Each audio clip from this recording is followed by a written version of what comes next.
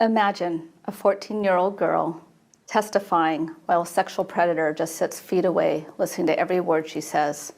In 1984, I was that girl. I was there to protect my two step-siblings, who I called the Littles.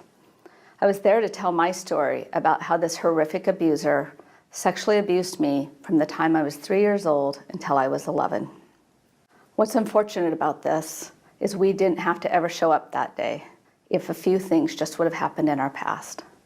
First, I wasn't the only one testifying that day. His sister had kept a secret for 35 years. She finally told her secret that day that he had been sexually abusing her all through adolescence. Just imagine if she was able to just tell one person within that 35 years. Second, when I was 3 years old and the abuse started, I actually told my mom. Although she tried to get support, everyone told her she was crazy. So she stopped looking. And she never asked me about it again. Just imagine if just one person would have been curious if it's possible that I was telling the truth. And finally, when I was 11 years old, and this man and my mother got a divorce, if I only had the teachings of organizations such as the UK charity NSPCC, who teach safe touching with family and friends and not just stranger danger. Over 93% of children are actually abused by someone they know. This picture still makes me very sad today. It's a picture of me at 2 years old and again at 4 years old. They say sexual abuse actually disconnects your soul. When I look into these two pictures, I can actually see it in my eyes. I'm here today, 38 years later, because I want to stand up for those who have not found the courage or are unable to tell their story or their secrets yet. I'm also here to give hope and show that there is a way to recover from sexual abuse and other traumas. So I took the stand when I was 14 years old, but it was the last time I stood up for myself for another 25 years. I went into life mode. I got married, I had children, I had a successful career. My husband and I started a business. We had lots of friends and we traveled. I was a fun-loving, high-functioning, extroverted workaholic. Many people would have never guessed that I had any issues as a child, including me. It didn't show up like a lot of mental health concerns might. But at some point late into my life, my coping strategies quit working.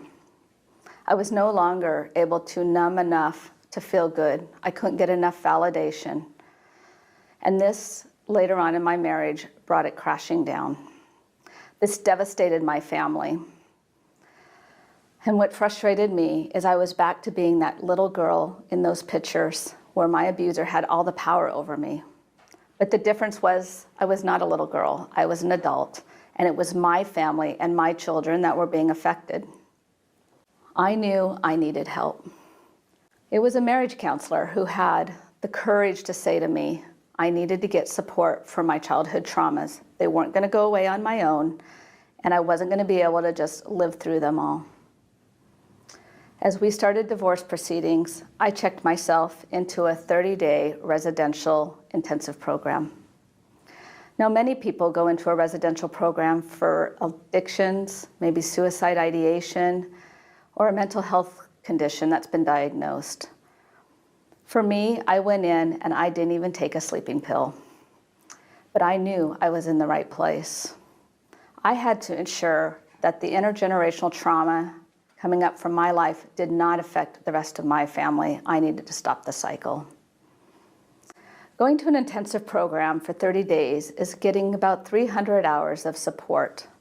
Every day for about 10 hours, I'm working on myself. It's mind, body, and spirit focused, and it's a personal plan for me. What I learned during that time is I had suffered from post-traumatic stress from my abuse. I also carried so much shame and guilt from not being able to say something sooner and protecting the Littles. Next, I also learned that as a child, I wasn't protected, and I had been abandoned so many times that I spent most of my life trying to control every outcome. which then led me to a very stressful life. I was often a topic of discussion with the clinical team. They could not understand how I didn't have addictions, mental health concerns, physical health concerns, and I didn't even smoke cigarettes. And the reason why is because they think I just was born with a resilience chip. I have to agree, but also I think what happened is when I was little and had the abuse going on, I had one person in my life who was a constant, who just poured her love into me, and that was my grandmother. Evidence suggests that you can get through adverse childhood experiences if you just have one loving person in your life. Second is forgiveness. I forgave my abuser early on. I know that is not something that is a popular answer. A lot of people won't be able to understand. I forgave him for me, not for him. In fact, I'm pretty sure he does not even know about that. I could not live with hatred in my heart, and I knew that it would wreck my life. Number 3 is I did stand up for myself when I was 14, and I stood up for my step-siblings, the littles. Finally, support. Since the time I was 5 years old, I unconsciously started building a support group around me. Today, I have 18 women who I call my sisters of choice. They know all my scars, they're there for my joys and my sorrows, and they help me celebrate life every day. I know I would not be where I am today without those women. When I moved to Northern Ireland just 3 years ago, I was very disappointed to realize that there was no place for people who are suffering from trauma to go, which surprises me. In a place where historical trauma just looms over the community, this is unacceptable. The NHS, National Health Service, gives 6 hours a year to get counseling. It's just not enough. Evidence suggests we need 10 to 20 hours just to feel safe enough to talk to a counselor.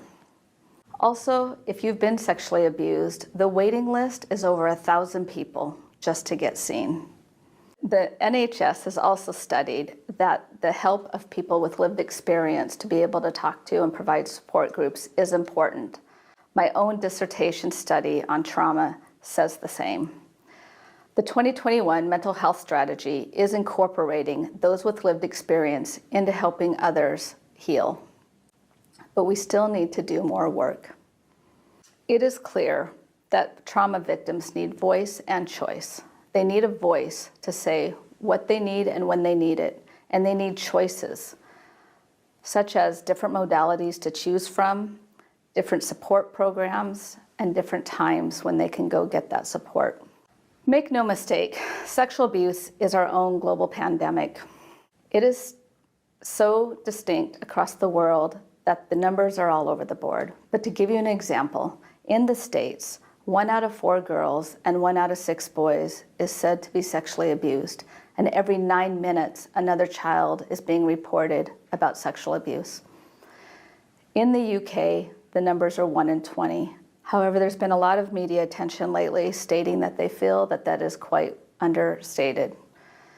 Recently, an Ireland report came out stating that the average age of someone actually telling about their abuse is 34 years old, and it's historical trauma that had happened 20 years prior. If we continue to keep the secrets, not only does the cycle of abuse keep going, but those who are affected are unable to heal. Today, I am standing up again for one of the littles. She died by suicide 5 years ago.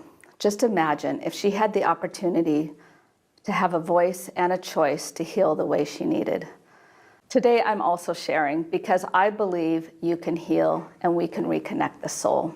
My own story shows that.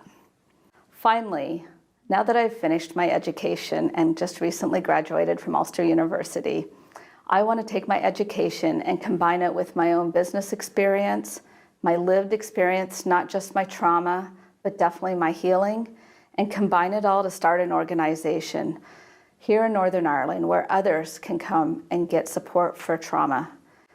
A place that does help heal the mind, the body, and the spirit when you're ready. Just imagine if we as a community can all heal from our traumas.